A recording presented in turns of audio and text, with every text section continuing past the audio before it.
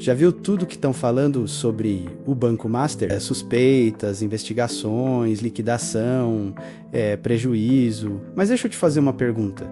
E se eu te dissesse que nada disso é novidade? Porque quando a gente olha com calma, o caso do Banco Master apresenta características que lembram padrões já vistos em grandes escândalos financeiros da história. Padrões tão antigos que já foram descritos, estudados e analisados inúmeras vezes. E hoje eu vou te mostrar como esse caso pode ser comparado a episódios do passado e por que, ao longo da história, tanta gente acaba confiando em estruturas que depois se mostram problemáticas. Se você quer entender o que está por trás das manchetes, já se inscreve no canal porque aqui a gente vai além da notícia. No livro Golpes Bilionários, como os maiores golpistas da história enganaram tanta gente por tanto tempo. Fica claro que grandes fraudes financeiras, quando confirmadas, raramente são simples ou amadoras. Elas normalmente acontecem dentro do sistema, usando bancos, contratos, títulos, auditorias e uma aparência de legalidade. E é justamente nesse ponto que surgem comparações com o caso do Banco Master, que ainda está sendo analisado pelas autoridades.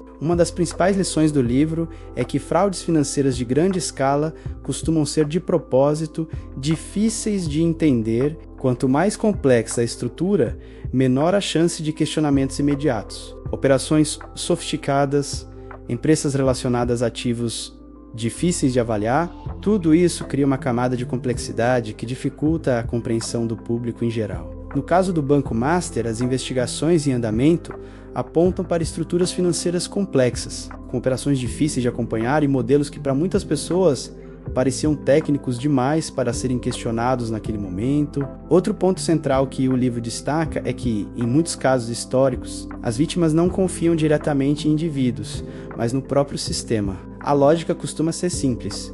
Se um banco aprovou, se um regulador permitiu, se outra instituição participou, então aquilo parece seguro. Esse tipo de confiança excessiva já apareceu diversas vezes na história financeira, menos, e quase sempre teve consequências graves. Casos históricos de fraudes financeiras também costumam apresentar crescimento acelerado. O livro mostra que expansão rápida nem sempre é sinal de sucesso. Muitas vezes é um alerta de risco. Estruturas desse tipo precisam de fluxo constante de recursos para continuar operando. E, mais uma vez, surgem paralelos com o caso do Banco Master, que passou por um período de crescimento expressivo antes de enfrentar dificuldades. O livro também deixa claro que grandes escândalos financeiros raramente duram para sempre. Eles costumam chegar ao fim quando surgem questionamentos mais profundos, quando o fluxo de recursos diminui ou quando órgãos reguladores intervêm. O colapso nesses casos costuma ser uma consequência previsível. O que muda de um episódio para outro não é a lógica por trás desses casos, mas o discurso e a tecnologia disponível. Antes era papel, depois vieram os computadores.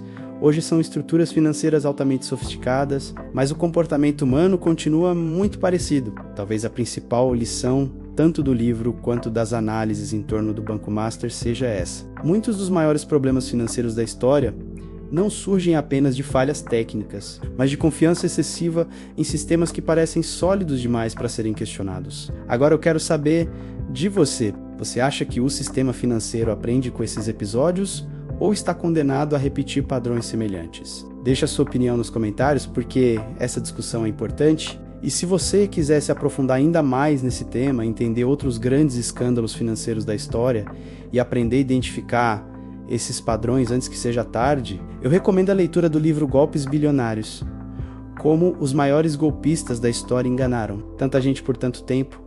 O link para o livro está aqui na descrição do vídeo. Além de apoiar o canal, você aprofunda seu entendimento sobre como esses casos funcionam e por que eles continuam se repetindo ao longo do tempo. Se inscreve no canal, ativa o sino e compartilha esse vídeo com alguém que se interessa por economia, história e análises críticas do sistema financeiro.